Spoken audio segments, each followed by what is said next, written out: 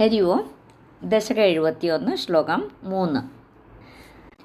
താർക്ഷ്യാർപ്പിതാഘ്രേസ്തവ താർക്ഷ്യയേഷഃ ചിക്ഷേപവക്ഷോ ഭുവി നാമപാദം ഭൃഗോപദാഘാതകഥാം നിശമ്യ സ്വേനാപി ശക്യം തദതീവമോഹാത്. താർക്ഷ്യാർപ്പിത അഘ്രേഃ തവ അഘ്രേസ്തവ. താർക്ഷ്യാർപ്പിത അഘ്രേഃ തവ താർക്ഷ്യാർപ്പിതാഘ്രേസ്തവ. താർക്ഷ്യഃ ഏഷഃ.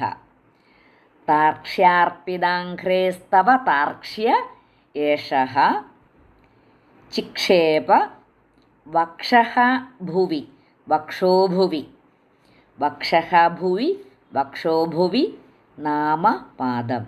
ചിക്ഷേപ വക്ഷോ ഭുവി നാമപാദം. ഭൃഗോഃ പദ ആഘാത കഥാം. പദ ആഘാത കഥാം പദാഘാത കഥാം നിശമ്യ. ഭൃഗോ പദാഘാത കഥാം നിശമ്യ സ്വേനാപി ശക്യം തത് ഇതി ഇവ. തത് ഇതി ഇവ തദതീവ മോഹാത്. സ്വേനാപി ശക്യം തദതീവ മോഹാത്. താർക്ഷ്യാർപ്പിതാഘ്രേസ്തവ താർക്ഷ്യയേഷഃ ചിക്ഷേപ വക്ഷോ ഭുവി നാമപാദം ഭൃഗോപദാഘാത കഥാം നിശമ്യ സ്വേനാപി ശക്യം തദതീവ മോഹാത്. ശ്ലോകം 3 അന്വയവും അർത്ഥവും. ഈ ശ്ലോകം 3 ആ കുതിര ആ ഭഗവാന്റെ ആ മാറിന് നേരെ ആ ചവിട്ടാൻ ഓങ്ങുകയാണ്. ഏഷഃ താർക്ഷ്യഃ താർക്ഷ്യാർപ്പിതാഘ്രേഃ തവ വക്ഷോ ഭുവി നാമപാദം ചിക്ഷേപ ഭൃഗോഃ പദാഘാത കഥാം നിശമ്യ സ്വേന അപി തത് ശക്യം ഇതി മോഹാത് ഇവ. ഏഷഃ താർക്ഷ്യഃ.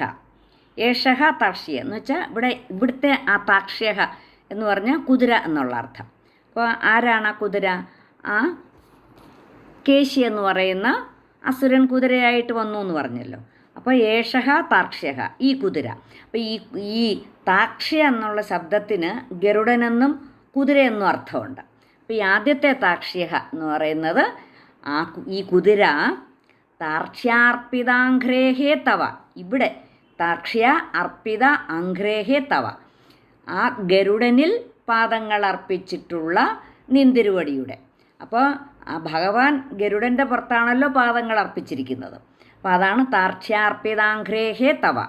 ഏഷഃ താർക്ഷ്യഃ താർക്ഷ്യാർപ്പിതാഘ്രേഃ തവ. ഈ കുതിര ഗരുഡനിൽ പാദങ്ങളർപ്പിച്ചിട്ടുള്ള നിന്തിരുവടിയുടെ വക്ഷോഭുവി നാമപാദം ചിക്ഷേപ. വക്ഷോഭുവി, വക്ഷസ് എന്ന് പറഞ്ഞാൽ മാറിടം. വക്ഷോഭുവി ആ മാറിടത്തിനു നേരെ തന്നെ കാലെറിഞ്ഞു. ആ ചവിട്ടാനായിട്ട് കുതിരയുടെ കാലിനൊക്കെ ഭയങ്കര ശക്തിയാണല്ലോ. അത് ഒരൊറ്റ ഏറ് കൊടുക്കുകയാണ് ചവിട്ടാനായിട്ട് ഭഗവാന്റെ മാറിടത്തിന് നേരെ.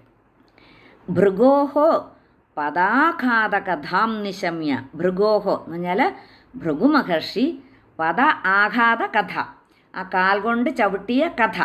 പദ ആഘാത കഥ കാൽ കൊണ്ട് ചവിട്ടിയ കഥ നിശമ്യ കേട്ടിട്ട്. ഭൃഗുമഹർഷി കാൽ കൊണ്ട് ചവിട്ടിയ കഥ കേട്ടിട്ട് സ്വേന അപി തനിക്കും സ്വേന അപി തത് ശക്യം ഇതി മോഹാദിവ തനിക്കും അതിന് കഴിയും എന്നുള്ള വിഡ്ഢിത്തം കൊണ്ടായിരിക്കുമോ അങ്ങനെ ചെയ്തത്? ആ ഭൃഗുമഹർഷിക്ക് വിഷ്ണുവിൻ്റെ മാറിടത്തിൽ ചവിട്ടാമെങ്കിൽ തനിക്കും ചവിട്ടാം എന്ന് വിചാരിച്ചിട്ടാണോ ഈ കേശി ആ കുതിര ആ ഭഗവാന്റെ മാറിടത്തിൽ ചവിട്ടാൻ നോക്കിയത് എന്നാണ് ഇവിടെ ഭട്ടതിരിപ്പാട് ഉത്പ്രേക്ഷിക്കുന്നത്. ആ ഭഗവാൻ താക്ഷ്യനിൽ, അവിടുത്തെ താക്ഷ്യൻ ഗരുഡൻ, ആ ഗരുഡനിൽ കാൽ വെച്ച ആളാണ്. ഈ താർക്ഷ്യൻ ഈ കുതിര ഭഗവാനിൽ കാൽ വയ്ക്കാനാണ് നോക്കുന്നത്. അപ്പോൾ ഇത് ഗുണത്തിനാവില്ല എന്നുള്ളതാണ് സൂചന. പണ്ട് ത്രിമൂർത്തികളിൽ ആർക്കാണ് ക്ഷമ കൂടുതലെന്ന് പരീക്ഷിക്കാനായിട്ട് ഭൃഗു മഹർഷി വൈകുണ്ഠത്തിലെത്തിയിട്ടുണ്ട്.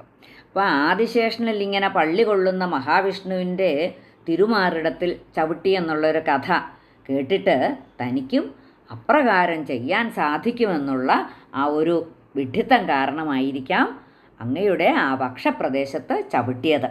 അപ്പോൾ ആ താക്ഷ്യൻ്റെ, ആ ഗരുഡൻ്റെ മേലെ അങ്ങ് കാൽ വയ്ക്കാറുള്ളതിന് പകരമായിട്ട് ഈ താക്ഷ്യൻ, ഈ കുതിര അങ്ങയുടെ മേൽ കാൽ വെച്ചു. ഭൃഗുമഹർഷി എന്ന് പറയുന്നത് മഹാഭക്തനാണ്.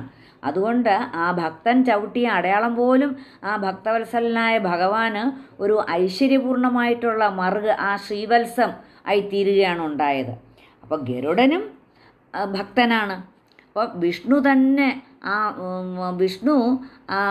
തന്നെയാണ് ആ ഗരുഡനെ വാഹനമായിട്ട് സ്വീകരിച്ചിരിക്കുന്നത്. അപ്പോൾ ആ ഭക്തൻ വരം അപേക്ഷിച്ചതനുസരിച്ചാണ്, എന്നുവെച്ചാൽ ആ ഗരുഡൻ ആ വരം അപേക്ഷിച്ചതനുസരിച്ചിട്ടാണ് ആ താർക്ഷ്യനെ വിഷ്ണു വാഹനമാക്കിയത്. തർക്ഷ്യാർപ്പിതാഘ്രേസ്തവ താക്ഷ്യയേഷഃ ചിക്ഷേപ വക്ഷോ ഭുവി നാമപാദം ഭൃഗോപദാഘാതകഥാം നിശമ്യ സ്വേനാഭിശക്യം തദ്ദീവമോഹാത്.